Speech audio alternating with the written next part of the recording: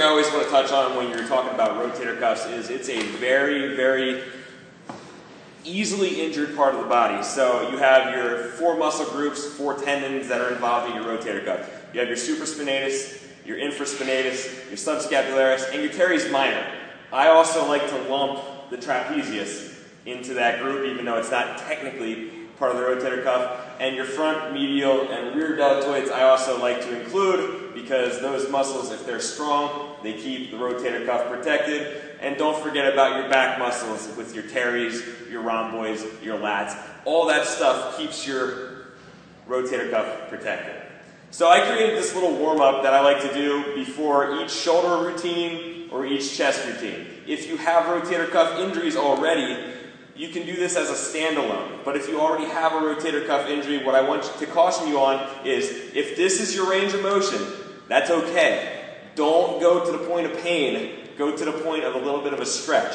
So I'm going to run you through this here. A lot of my clients have had rotator cuff issues over the years because of work, because of picking things up improperly. I even had somebody reach for a glass and partially tear the rotator cuff.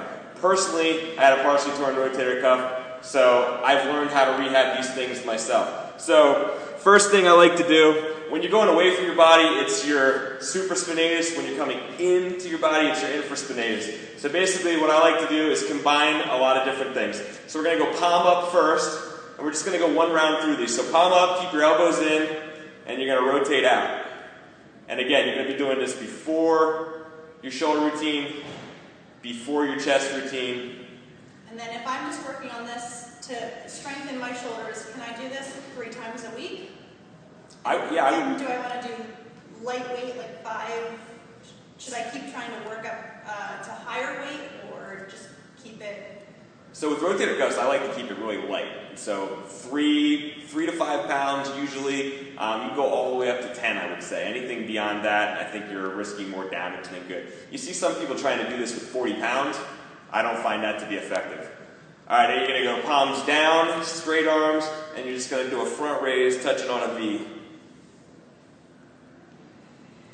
And again, you're just warming everything up when you're doing this. So if you wanted to strengthen your front deltoids, your medial deltoids, or your real deltoids, obviously you'd be using some heavier weights and some rep ranges. This is just making sure your whole shoulder girdle is nice and warm before you start your regular routine.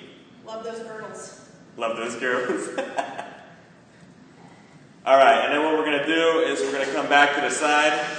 Elbows are going to be in. Rotate out.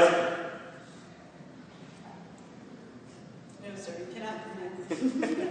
We had an intruder. They will join us. So the combination of these 6 moves that I'm going to run you through, it's basically going to hit your entire rotator cuff. So you're going to do 12 of these, and now we're going to go right into the lateral raise, so it's straight up like this. I like to run through this 2 times before those workouts. And you can already start feeling your shoulder warming up. Yeah. So if I maybe was injured, it's okay to bring it to here? Yeah, so if you're here, and here is where it hurts, you want to stop just shy of where it hurts. And if you have a lot of pain on a regular basis, it's probably best to go see your doctor or a physical therapist or a trainer that's dealt with this type of thing before. And then the last 2, you're going to keep your elbows in again. Now your palms are going to be down. You want to make sure your wrists are straight. You don't want to cock them up like this. You don't want to have them hanging. Wrists straight, shoulder blades back, rotate.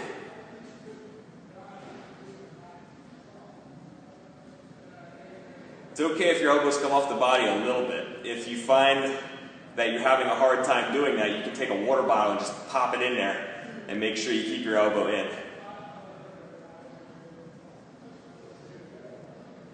So I feel like my wrists want to go down. Yep.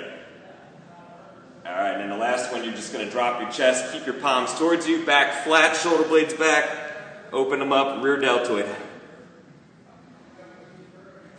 So you worked all 4 muscles of the rotator cuff. You worked your front, medial, and your rear deltoid.